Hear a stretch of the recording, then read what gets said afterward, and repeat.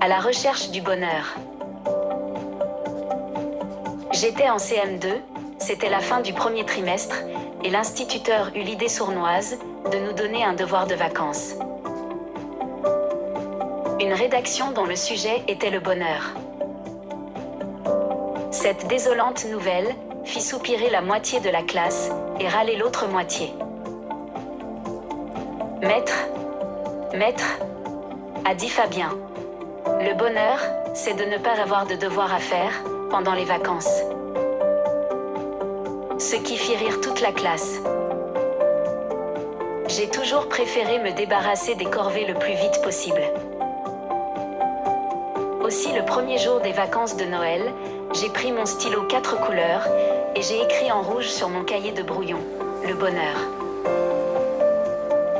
J'ai un peu réfléchi, tout en me tripotant l'oreille gauche, puis j'ai souligné en vert, le bonheur.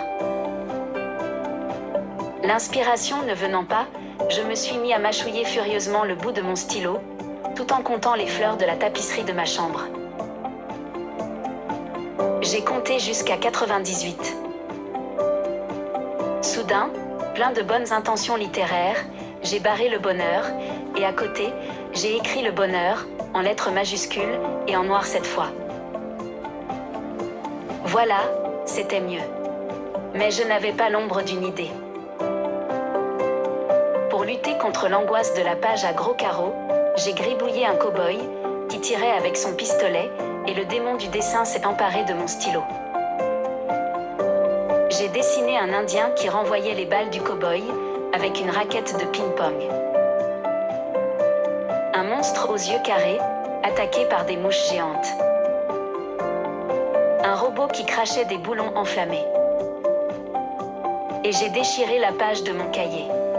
Pour me calmer, je suis descendue à la cuisine boire une menthe à l'eau. Ma mère, les doigts pleins de beurre et de farine, préparait une tarte. Des mèches de cheveux lui tombaient devant les yeux, et de temps à autre, elle soufflait dessus pour y voir un peu plus clair. « Tu veux me demander quelque chose, canard ?» demanda-t-elle sans me regarder. Tandis que le beurre se mélangeait à la farine et prenait une consistance pâteuse. « Ouais, c'est pour une rédaction. Le sujet, c'est le bonheur, et je ne sais pas quoi écrire. » J'ai souligné ma phrase en haussant les épaules. Puis, j'ai bu une gorgée de ma menthe à l'eau. « Tu as regardé dans le dictionnaire ? » Puff. Non. Je préfère te demander. Tu sais ce que c'est, toi ?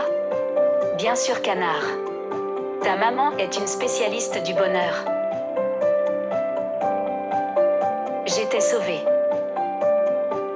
Le bonheur, reprit ma mère, serait que tu m'épluches des pommes et que tu les coupes en tranches assez minces.